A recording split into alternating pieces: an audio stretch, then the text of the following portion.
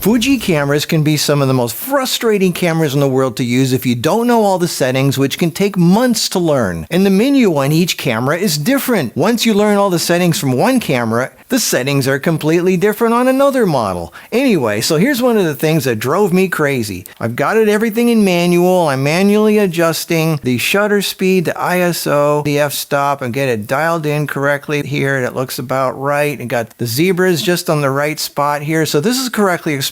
I'm ready to push record. You ready for this? Here we go. I'm push record and look at that. It goes dark. It changes. It overrides my settings and does what it wants. This drove me crazy, and it took me a month and a half to figure out what this was.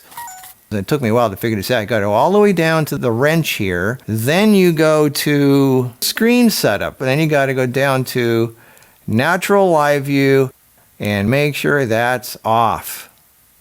Now, when you adjust the exposure to what you want and you push record, oh, it stays there.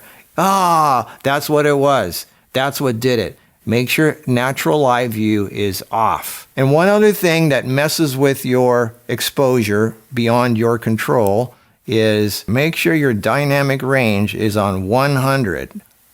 Do not have 200 or 400 because those will automatically change beyond your control. Always make sure your DR is set to 100 if you're manually setting your ISO or exposure. Here's something else that was driving me crazy. You know, on a lens, when you have the aperture ring here and you rotate it, and you change the f-stop, well, normally on a normal camera, when you turn that, it gets brighter and darker accordingly, right? The more you turn it, it gets darker or it gets brighter.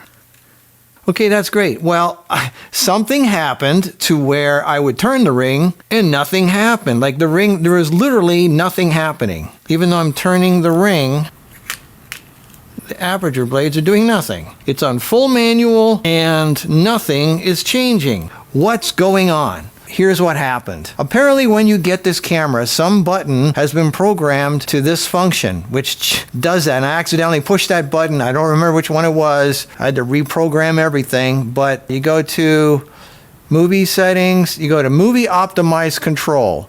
That is what needs to be turned off. My God, it took me forever to figure this out. So now when that's off, the exposure, see, now it's working. When it's on, it disables your physical dials, your shutter, your aperture, and your ISO, and instead uses the touch screen to change the exposure silently for video. When it's off, the camera respects your physical manual controls. Geez. All right, well, that's how you fix those two problems. There's a bunch of other ones, but I'll deal with those in other videos. Hope this helps. See you in the next video.